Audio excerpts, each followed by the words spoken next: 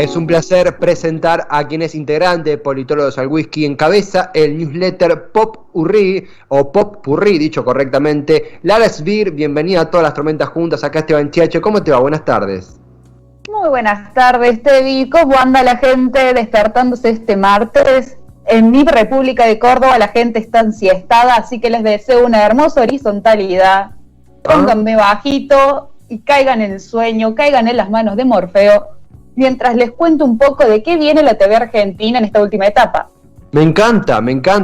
Yo debo decir que la siesta ha dejado de ser una opción desde que arrancamos con Tormentas por el horario, pero no descarto en algún futuro próximo sumarme a ello. Lara, algo interesantísimo porque sos una internacionalista, sos parte de una página un proyecto, mejor dicho, que analiza las relaciones internacionales, pero afortunadamente no descuida la cultura televisiva. ¿Cómo se da tu vínculo con dicho aparato, con dicho medio? A ver, mi vida es la televisión. A ver, se remonta desde que yo era una Lara de 4 años que hablaba en español neutro, y a mí me cortaron la televisión por cable para que pudiera incluirme y para que la docente dejara de molestar a mi mamá, obviamente. Entonces mi vínculo con la televisión es muy profundo porque yo básicamente crecí con la televisión de cable, Argentina abierta, y ese era mi mayor entretenimiento. Entonces yo estoy inmersa y yo crecí, digamos, con Telefe, con América, con Canal 13, Canal Rural, Canal 10, que es el de acá de Córdoba, y ese era mi mundo, ese era mi pantallazo, digamos. Entonces yo tengo vivencias de primera mano que tal vez la mayoría de la gente de mi edad no tendría, porque en vez de estar viendo Nickelodeon, Cartoon Network, etcétera, yo estaba viendo La Tormenta con mi mamá los sábados a la tarde. Totalmente. Me identifica mucho porque yo en Buenos Aires, acá en Herli, en la casa donde estoy ahora mismo incluso, yo no teníamos cable. Y me acuerdo de haber visto a muy corta edad programas que hoy me llama la atención haber visto. Me acuerdo de Las Tres Mellizas que pasaba el viejo Canal 7, que era un dibujito medio que se lo regatearon a alguna productora francesa y la pasaban y yo tomaba la leche viendo eso. Me acuerdo de Todo por 2 pesos. Digo, crecimos, creo que tenemos edades parecidas. Yo tengo 24, me tocó crecer con la tele del 2001, la tele de la crisis. No sé si estamos en mismos años o cómo fue tu tele, Lara. A ver, sí, yo soy edición 97 de las últimas y estamos más o menos al palo. Y justamente con esto me haces pie para contar un poco de qué viene la historia de la televisión argentina de los últimos años, digamos, para explicar cómo es que terminamos acá. Para iniciar, como siempre, empezamos con la dictadura militar. ¿Por qué? Porque son los que ponen la institucionalidad que nos siguió hasta no sé tanto, te digo. Para empezar, obviamente, es una época de mucha censura, pero también es una época donde cae a pique las producciones nacionales debido a la crisis económica y a los cambios de modelos. Antes estaba la época de las grandes productoras, o lo que podemos nosotros asimilar al modelo hollywoodense, donde teníamos nuestra MGM, nuestra Warner, entre comillas, y ahí salían la mayoría de las producciones. Y en esta época se empieza a flexibilizar la cuestión y comienza la era donde el canal no estaba necesariamente atado a su propia, digamos, fondo de creación, digamos, o tenía su propia fuente de producciones, sino que comienza a aliarse con productoras independientes, entre 20.000 comillas. Pero también es la época donde se crea un organismo que se llamó el CONFER, bueno, no importa, porque básicamente ya no existe, pero nos siguió hasta hace no tanto, te digo, con numerosas intervenciones, y era el encargado de la censura por televisión. Entonces ellos determinaban a qué hora salía cada programa, de dónde tenía que provenir cada programa, qué normas debía cumplir, cuáles eran sus estándares. Y en eso comienza algo que se venía dando ya de antes, pero es el amor por el enlatado. ¿Qué es un enlatado? Es un programa de afuera que se trae completamente como está, se lo dobla. Argentina tiene una gran trayectoria de doblaje, aunque también se suele hacer en México, se suele hacer en Los Ángeles, en Estados Unidos, en Colombia. Últimamente también lo hace bastante Chile, y se lo pasa. Y en esa época, que era básicamente producción estadounidense, a trote y el moche, cosas que habrán visto nuestros papás. Los singles, ¿no?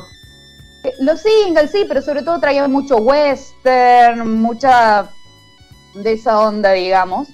Después pasamos, ¿cómo es que se llama? A la llegada de Alfonsín, que con eso y todo no pudo deshacerse de la institucionalización precedente. Entonces se llevó consigo al CONFER, varias de las leyes, básicamente eran los mismos organismos, las mismas normativas, pero con intervención estatal democrática.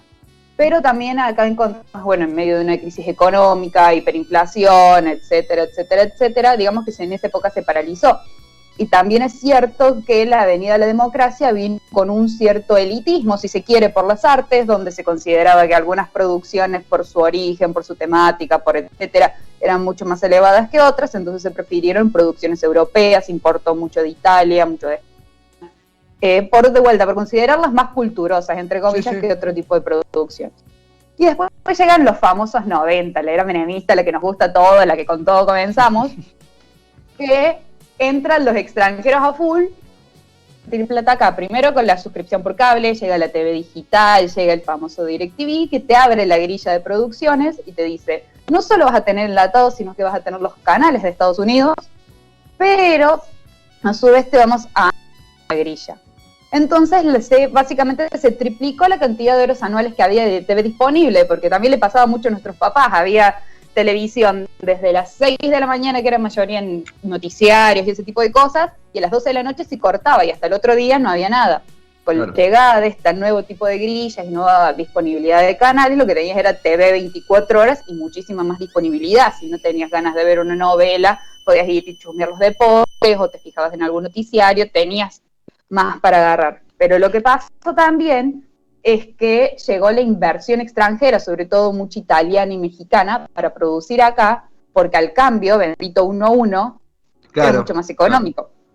Claro. Pero si nos ponemos a ver en términos no absolutos, sino relativos, en realidad la inversión no creció mucho, se cambió en que se invertía. Si te fijas, también es la época donde comienzan los realities, los talk shows, los programas de juegos. No es que antes no estuvieran, sino que su boom. Y Lara, sí.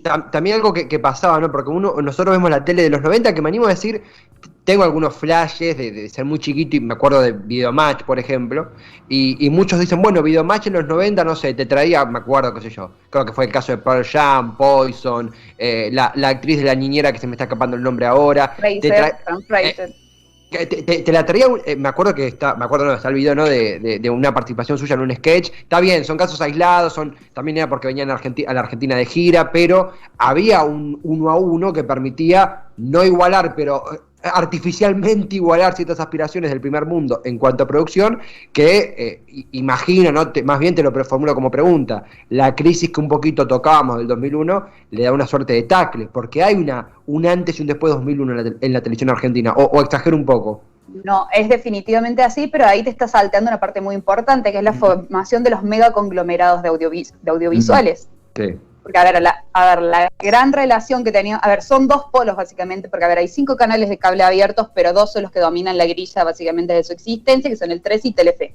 Sí. Y esta apertura y desregularización, primero, les permitió aliarse con productoras externas, o sea, ellos no tienen su propio equipo de producción, sino que pueden diversificar su producción, ¿cómo se llama? Pero también les permiten ir acumulando y ganar dinero de otros lugares, entre comillas. Ellos tienen las grillas de televisión, pero también tienen los diarios, pero también tienen la telefonía. Entonces eso les da un cúmulo de dinero que pueden, entre comillas, reorganizar dentro de su propia empresa. Entonces si salía mucho dinero de acá, lo podías mandar de acá, porque también hay que tener en cuenta que la televisión tiene mucho beneficio secundario. O sea, no es dinero que podés ganar de primera mano, sino que es dinero que te puede traer más dinero porque volvés más conocido a algo, porque podés posicionar más cierto tipo de temas, etcétera. Claro. Pero viene más por ese lado. Y la crisis del 2001 definitivamente golpeó, pero también lo que pasó es que se concentra la tanda publicitaria, baja la cantidad de dinero que se ponía, porque hay algo que nunca se dice, que el verdadero financista de la televisión argentina es el Estado. Punto. Sin el Estado no hay producción. Y cae la tanda publicitaria y la tanda oficial.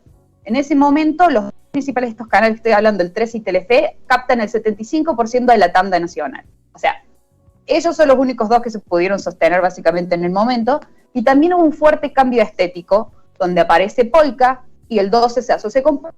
Básicamente es su fuente indiscutida de ficción hasta el día de hoy. Claro, sí.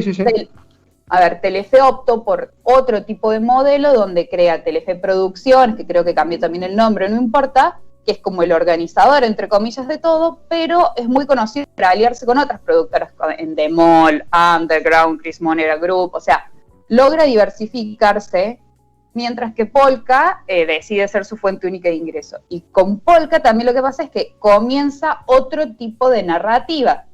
A ver, nosotros veníamos de un 90 muy escapista, muy fantasioso, si se quiere, muy del supermillonario, todo, y de golpe entran series como Gasoleros, como Ocupas, que ahora está, digamos, rompiéndola, digamos, que es otra estética, otro nombre, otra cosa, que acá tengo una historia sobre Ocupas espectacular, vos hablaste también de Todo por $2, y básicamente nacen porque Tinelli tenía una deuda muy grande con el Estado. El Confer básicamente se cobraba cierto impuesto que Tinelli hacía bastante tiempo no pagaba. Entonces lo intimaron y le dijeron, o pagas completamente la multa o realizas una producción por su costo equivalente. Ellos deciden invertir y en ese momento que sale Ocupas y se financia Todo por $2, que son básicamente dos íconos y dos partes quiebre de la televisión argentina. Y Lara, algo interesante porque justamente cuando uno busca videos de Todo por $2, que como lo hago habitualmente, va a llegar a fragmentos, a recortes, en donde están Fabio Alberti y Diego Capusotto participando de Showmatch, de Videomatch en ese momento, con segmentos cortitos. Creo que cada tanto salían a presentar uno de los temas del ranking musical de Todo por $2 en la pantalla de Videomatch que estaba en Telefe. Esto es divino porque muchos responsabilizan, creo que es un debate interesantísimo de dar, ¿no? Pero bueno, responsabilizan a Tinelli de haber lo que se llama atontado, achacatado la televisión, seguramente parte de eso por una cuestión hasta de discriminación de género, misoginia, bueno, hay un montón de temas que son sumamente serios y merecen un abordaje, imagino que aparte, desde el lado profesional, y al mismo tiempo, de Tinelli se desprende por un accidente fiscal, ¿no? Por una multa, se desprenden dos series de culto, o un programa y una serie de culto que creo que quizás sean junto a Cha Cha Cha, lo más culto que tenga la televisión, que es Todo por $2, la televisión argentina, y una serie de culto, quizá a nivel simuladores, como es Ocupas. O sea, es una televisión muy particular de entender. Pero si te fijas, más allá de todo, es un cambio estético que se da, pero hay que, no sé si correlación, causalidad son cosas diferentes. Pasaron creo al mismo tiempo, pero no sé si uno puede adjudicarle específicamente a Tinelli. Porque algo también que pasó es que en esa época estaba cambiando mucho quién veía televisión. Con la televisión por cable te llega una, entre comillas, la pendejada, o el nuevo mercado para jóvenes y para niños, que en ese momento no se tenía.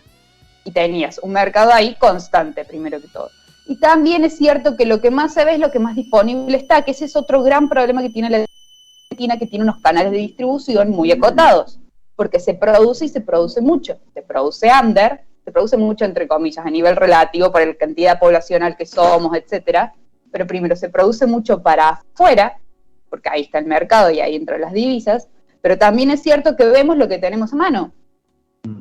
No sé si siempre vemos lo que queremos, digamos. A ver, si le das el prime time a un programa, tenés muchísima mejor chance de que le vaya bien que si lo metes, no sé, a las 3 de la mañana un miércoles, o sea, o programas que justamente han encontrado su nicho a la hora de cambiarles el horario, o programas que han caído porque no pueden encontrar un horario. Onda, no es un ejemplo nacional, pero Freaks and Geeks es una serie súper de culto que en su momento tenía una audiencia bastante buena, pero lo movieron tanto de grilla que le terminaron cancelando la primera temporada. Claro. Porque no podías encontrar tu público. Y también es cierto que lo que nos pasa ahora es que la gente que ve televisión, sobre todo estoy hablando no generalizando, pero estoy hablando más que todo de la televisión abierta, no es la misma gente que la veía hace 20 años. En realidad es la misma gente, pero ya no son las mismas personas en el sentido que son más grandes, tienen otro nivel socioeconómico, o sea... Sí, no, incluso Lara, estamos en conversación con Lara Sbir dentro de Mundo al Whisky, la columna de Politólogos al Whisky, hablando creo que por primera vez en lo que va del programa de medios de lleno, de cómo se produce, se consume y ha evolucionado la televisión argentina en las últimas décadas. Se escucha mucho constantemente la frase, la televisión está muriendo, la televisión murió. Obvio que va en contradicción con que te clavas La Voz Argentina, que creo que ¿cuánto está haciendo? 25, 30 más o menos de puntos de rating. El final de MasterChef, no me animo a decir se paró el país, pero una parte del país se paró y todo, hasta lo que no lo veíamos, estábamos al tanto de que la final era Claudia Villafañe contra Analia Franchín. Digo, la televisión sigue marcando algo en nuestras vidas, quizá diferente a lo que hacía hace una década, por ejemplo. En ese sentido, vos, ¿Qué opinas cuando alguien dice la televisión está muriendo y qué televisión sentís que estamos procesando hoy en día a un año y medio de arrancada una pandemia? A ver, está amplio, pero comencemos primero. Argentina, el OTT o Over the Top, que son los servicios tipo Netflix, DirecTV, o sea, no DirecTV, se llama Amazon, etcétera. Lo bueno, todos tienen sus plataformas, convive con la TV. En muchos lugares del mundo ha sido reemplazado, tipo la gente da de baja el cable y se queda directamente con este tipo de canales. En la Argentina generalmente conviven, tipo tenés el pack y tenés todo junto. Y también te pasa que la audiencia de la televisión argentina no es la misma que la audiencia de este tipo de plataformas. Y también hay que ver quién está mirando televisión y cuál es tu demográfica. Yo siento que hay un montón de problemas de insustentabilidad, digamos, de la televisión, decís que está muriendo, y hay una falta de lectura importante. También hay un tipo de consumo predeterminado que hace que se corran menos riesgos también a la hora de mirar, es decir, el consumidor argentino es muy monotemático, no le gusta mucho abrirse, pero también poca lectura de situación y muy poca lectura de quién te está viendo. A ver, por ejemplo, hay poca bibliografía en los últimos años porque la mayoría ha virado, y con razones, a los problemas de los trabajadores frente a la flexibilización de las propuestas de trabajo y la flexibilización de las productoras. Pero lo que hay es, la gente que mira televisión a niveles generales son mujeres mayores, a esto me refiero 40 para arriba, de niveles socioeconómicos bajos. Y tienen fuertes preferencias por las novelas, por los programas de entretenimiento y los programas de juegos. Y si tenés un espacio donde hay muy poco dinero y tenés muy poco riesgo para correr, ¿qué te pasa? Te estancas temáticamente y recurres a lo que se llama actores de flujo. Entonces también nos pasa que tenemos a los mismos 25 tilingos, disculpando a la gente del espectáculo porque se ha ganado su lugar, dando vuelta hace 40 años y parece que es imposible que entre gente nueva, digamos. Sí. Y la gente le es muy renuente y lo deja de mirar. Y otra cosa de lo que no se habla es que siempre tenés el peligro del enlatado. Vos mismo decías, por ejemplo, que esto estaba haciendo punto rating, pero Doctor Milagro gana todas las noches y es un programa turco, digamos, que encima ni siquiera es turco porque es una adaptación turca de una adaptación estadounidense de una adaptación japonesa. O sea, es el formateado que termina volviéndose un enlatado, que es una producción 4 veces más barata que producir a nivel local. Claro. Entonces, tenés un público que lo era bastante acotado, que mira siempre lo mismo, que se cansa eventualmente porque estás viendo siempre lo mismo, y un mercado que no tiene lugar para arriesgarse, entre comillas. Claro. Y de vuelta, y también lo que tenés es una concentración importante donde solamente 2 canales pueden darse el privilegio de emitir ficción de manera continuada. No es que la televisión ha muerto, capaz que ha cambiado un poco su temática, ha cambiado su foco, ¿cómo se llama? Y lo que puede producir, pero hay factores en riesgo, o sea, en juego, que si queremos ver una televisión diversa, entre comillas, o que como vos decís que no muera, aunque nunca va a morir, digamos, porque coexisten o porque tienen 2 correlatos que van a par. Opa, tuvimos un pequeño corte, ya lo recuperaremos. Estamos hablando con Lara Sbir sobre el actual contexto de la televisión argentina. Nos está contando, justo se cortó cuando iba a decir por qué la televisión no iba a morir. No quiero creer que ahora, ya tuvimos a Chacho Álvarez, ahora no es otra cosa que Netflix nos esté vapuleando la señal. Ya la vamos a recuperar. A ver, Lara Sbir encabeza el newsletter Pop Purrí. Hizo un análisis hace muy pocas semanas sobre el contexto de la televisión argentina, que a mí me pareció interesantísimo y que lo estamos escuchando ahora. La televisión con la cual crecimos no está más. Al mismo tiempo, la televisión ya no es lo único que tenemos para distender y relajarnos un momento, ha cambiado. La televisión está dotada de enlatados, deja en un lugar marginal a la producción nacional, a la producción local. ¿Qué le queda a los directores? ¿Qué le queda a los actores? ¿Por qué siempre giran los mismos? ¿Por qué siempre los mismos fucking comunicadores y nunca entra gente nueva? Bueno, Lara está contestando a eso. Digo, es muy fácil acomodarnos y decir, sí, la tele está muerta porque mirá, Tinelli hizo tal cosa. Pero es más profundo y es un modelo que Está mutando también. Creo que le hemos extraviado a Lara. Vamos a ver si la podemos recuperar. Yo, mientras tanto, quiero reivindicar que todo esto que está contando Lara, que es algo que ella ha volcado muy inteligentemente en el newsletter Popurrí, cómo se registran en politologosalwhisky.com, y allí pueden encontrarlo, dar con él. En ese sentido, yo recuerdo que yo ahora, cuando me pongo, tengo un momento de relax, que todos lo buscamos, lo tenemos, la televisión dejó de ser una opción. Y de alguna manera uno recorre, quizás los 24, quizás no es el único caso, uno recorre a la televisión, medio cuando no hay internet y se cae Netflix, medio cuando no encontrás una película y sacás Netflix y te queda la televisión puesta en algo y le das para adelante y te quedás escuchándolo, viéndolo, casi como música de fondo. Me he olvidado de los noticieros, me he olvidado de los programas, me he olvidado de los canales, y no es una cuestión de oculto ni no, bueno, porque la televisión es basura. No se trata de eso. Ha cambiado y entendemos por qué ha cambiado gracias a lo que mencionaba Lara. A mí me preocupa, como amigo de tantos actuantes, la situación de los actores y de los creadores de contenido en una televisión que ha apostado al enlatado. Que ha apostado al enlatado porque no tiene plata para producir o que ha priorizado otros gastos o que ha dejado o que ha echado por tierra esa posibilidad. Lara, ¿ahí me escuchás? Sí, ¿ustedes me escuchan a mí? Ahora ahí te estoy escucho moviendo. Perfecto. Sí, Entonces yo te digo, se viene muchísimo enlatado, y enlatado sobre todo asiático, porque es la zona que más está produciendo ahora. En los próximos 5 años veo mucha TV surcoreana y mucha TV china en la televisión argentina. También veo muchísimo programa local de bajo costo de producción. Le hace programas de juegos, realities estilo Gran Hermano, MasterChef, programa Chimentero Nuevo. De eso va a flotar porque es bajo costo, mucha publicidad, pauta, entra. Y vamos a también ver bastante de la televisión argentina, pero afuera. Vamos a volver a ver una venta de formatos, se llama. Programas argentinos adaptados en el exterior, pero nosotros no los vamos a ver. Lara, acá para concluir con algo que te alaba bastante bien, yo hoy te recibí perfecto, te escuchamos muy completa, recomendamos Popurrí, que es tu newsletter de Politólogos al Whisky, y acá Agus, que es claramente lectora tuya, me pone, lo leí, es excelente, mi duda es, supongo que más una expresión de deseo, pero te la comparto, si hay chances de volver a ver una remake o algo así de Chiquititas.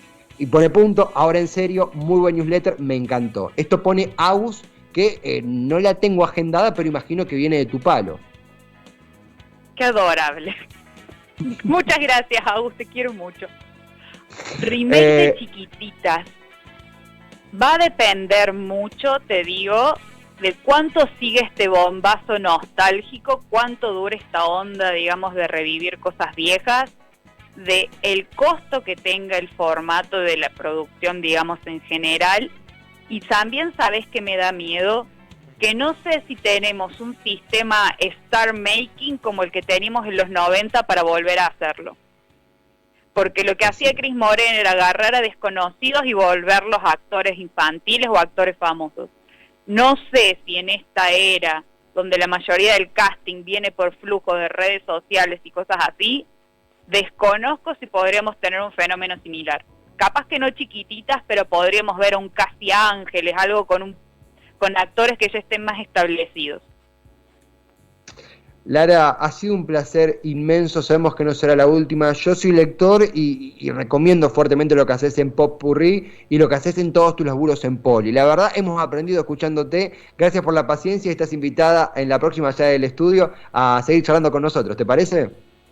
Muchísimas gracias, Tevi. Lean el Eleccionario, que es su columna, que también es espectacular. Muchas gracias a Poli el Whisky y un saludo para todos. Sigan con el programa. Abrazo gigante, Lara, gracias totales a ella, a Lara Sbir, en un móvil, ya hemos hecho el primer móvil desde el interior del país con una columnista desde la provincia de Córdoba, conectando con Avellaneda. Obvio que, de nuevo, cosas del Skype, algún tropezoncito con la comunicación, pero acá seguimos trabajando con la cabeza siempre y continuamos con la comunicación. Nos pudimos reenlazar, pudimos tener un cierre. Tuvimos un mensaje de nuevo, Agus, supongo que viene del palo de Lara, que invitada a no solo a leer las grandes cosas que ella hace, sino a quedarse escuchando. Lindísimo Mundo al Whisky sobre un ángulo de la política, al fin y al cabo esto es política, que nunca habíamos tocado, que es la política de medios, que es la televisión que tenemos y que vendrá y que tuvimos. Lara tiene una mirada sobre eso que creo que es la más talentosa de nuestra generación para hablar de ese tópico y no queríamos perderlo por nada del mundo.